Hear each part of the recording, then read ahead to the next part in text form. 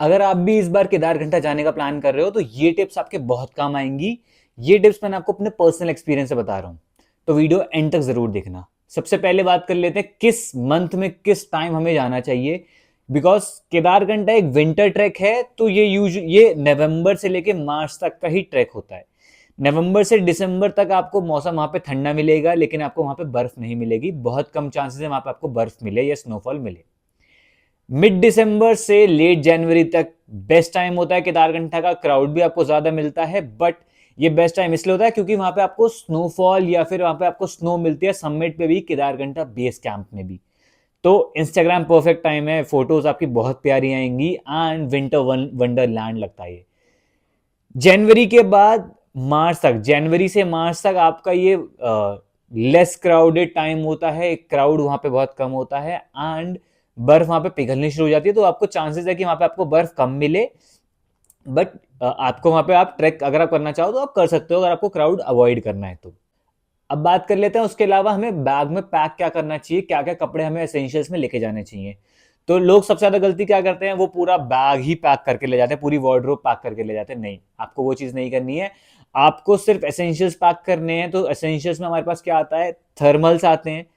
Top का और bottom का दोनों थर्मल्स आपको रखने हैं। उसके अलावा आपको वहां पे एक फ्लीस जैकेट रखनी है। फ्लीस आपके बेस लेयर बनेगा, थर्मल के ऊपर पहनोगे आप वो बेस लेयर।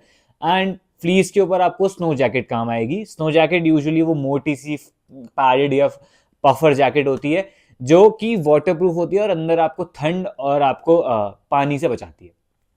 ठीक है, नीचे के लिए आप नॉर्मल जीन्स या फिर कोई भी पैंट पहन के नहीं जाओगे। स्नो ट्रैक पैंट्स या वाटरप्रूफ ट्रैक पैंट्स ही लेके जाना। डीकैथलॉन पे आपको 1000-1500 के मिल जाएगी। अगर आपके पास स्नो जैकेट या normal track pants, snow track pants नहीं लेना चाहते आप, आपको आपको लगता है आपको बहुत खर्चा हो जाएगा, तो भाई वहां पे हजार दो नॉट हजार, 100-200 रुपए की भी आपको वहां पे रेंट पे मिल जाती है सब चीजें। आपको शूज, आपको वहां पे जैकेट, आपको ट्रैक पैंट, सब कुछ वहां पे आपको रेंट पे मिल जाता है। आपका मोटा मोटा बजट 800-1000 के अराउंड आएगा, अगर आप सारी ही चीजें वहां पे रेंट पे कर लोगे। ठीक है। आपकी इसके अलावा आपको वहां पे आपको कैप रखनी है, वुलन कैप, वुलन सॉक्स रख लेना 3-4 पेयर्स। ग्लव्स रख लेना, वाटर प्रूफ ग्लव्स, ताकि आप अगर बर्फ में खेलो या फिर आप बर्फ से खेलो तो आपको पानी आपके अंदर ना जाए, पाम के अंदर ना जाए। ठीक है। तो ये आपके हो गए क्लोथ्स। आपको क्या क्या क्लोथ्स रखने हैं। नॉन क्लोथिंग आइटम्स के अलावा आपको और क्या एसेंशियल्स पैक करने हैं, तो भाई एक थर्मल बॉटल रख लेना। थर्मल बॉटल इस वहां पे आपको काम आएगी, क्योंकि वहां पे पैकेज ड्रिंकिंग वाटर नहीं मिलता है, और अगर मिलता है तो वो बहुत ठंडा या फ्रोजन रहेगा। क्योंकि ये विंटर ट्रैक है, तो थर्मल बॉटल आपको काम आएगी, क्योंकि जगह जगह पे आपको गर्म पानी मिल जाएंगे, वेंडर्स मिल जाएंगे जो आपकी थर्मल बॉटल आपको फिल करके दे देंगे 50-100 रुपए में। उसके अलावा आपको वहां पे सनस्क्रीन जरूर रख लेना, क्योंकि पहाड़ों पे धूप डायरेक्ट लगती है और बहुत इरिटेटिंग होती है, तो सनस्क्रीन आपको हेल्प करेगी। उसके अलावा आप energy bars, protein bars, chocolates रख सकते हो, ताकि पूरे ट्रैक पे आपको एनर्जी मिलती रहे। अपना आप हेड टॉर्च लैंप जरूर रख लेना। हेड टॉर्च लैंप अगर आपके पास नहीं है तो आप वहां पे रेंट कर सकते हो, वही 100 रुपए का, क्योंकि हमारा ट्रैक रात को 2-3 बजे शुरू होता है समिट के लिए, और स्ट्रीट लाइट्स आपको वहां नहीं मिलेंगी, तो ये हेड टॉर्च आपके बहुत काम आएगी। साथ ही साथ आपको वहां पे पावर बैंक रख लेना है। साथ ही साथ आपको वहां पे वेट वाइप्स, टॉयलेट पेपर और सैनिटाइजर जरूर रखना है। ठीक है, ये आपको वहां पे वॉश, हाइजीन और टॉयलेट से काम आएगा। एंड एक पावर बैंक जरूर रख लेना 10,000 से 20,000 mAh का, क्योंकि 3 दिन वहां आपको बिजली नहीं मिलेगी, तो फोन आपको चार्ज करने के लिए बहुत बहुत हेल्पफुल रहेगा। भाई वहां पे 3 दिन आपको नेटवर्क भी नहीं मिलेंगे, ना जियो, ना एयरटेल, ना बीएसएनएल, कोई 3 दिन के लिए आपको नेटवर्क नहीं मिलेंगे। तो अपना आप पहले से फ्रेंड्स एंड फैमिली को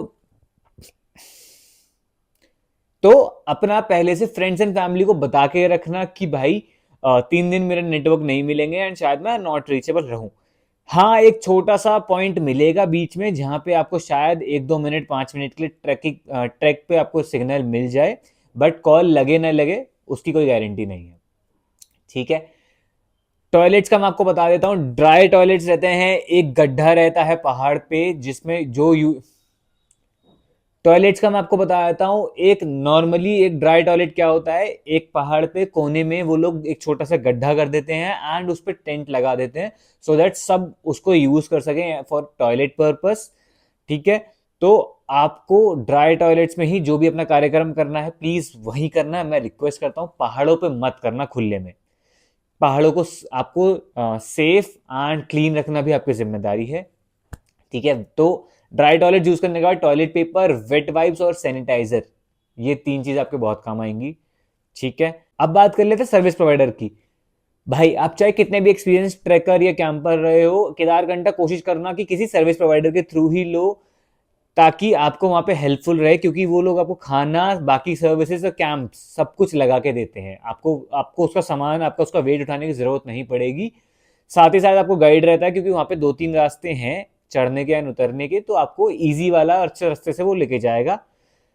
एंड कोशिश करना किसी अच्छे सर्विस प्रोवाइडर को ही चूज करो। मार्केट में इंडिया हाइक्स या बाकी सर्विस प्रोवाइडर हैं, उनके रिव्यूज के बेस पे ही जाना। 1000-2000 बचाने के चक्कर में किसी भी गाइड के थ्रू या किसी भी लोकल कंपनी के थ्रू मत जाना, क्योंकि वो लोग आपको फिर आधा इक्विपमेंट, आधा सामान, आधी सर्विसेज या खराब सर्विसेज देते हैं।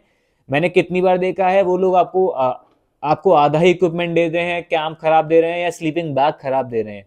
तो वो पैसे बचाने से अच्छा आप किसी अच्छे सर्विस प्रोवाइडर के थ्रू जाओ, ताकि आपका ट्रैकिंग का एक्सपीरियंस, केदारकंठा का एक्सपीरियंस बहुत अच्छा रहे। ठीक है, उसके अलावा बात कर लेते हैं क्या क्या आपको ट्रैकिंग के इक्विपमेंट्स, क्या क्या आपको गियर्स लगेंगे।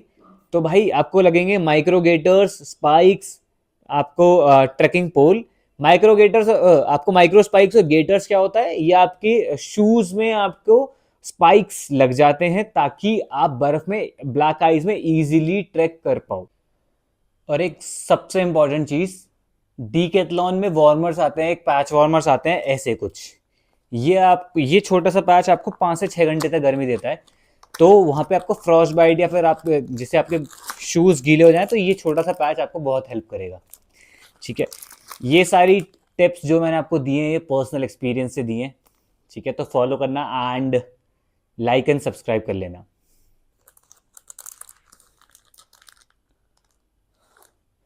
तो ये सारी टिप्स मैंने आपको अपने पर्सनल एक्सपीरियंस से दी हैं, तो अच्छी लगी तो लाइक कर देना एंड सब्सक्राइब कर देना।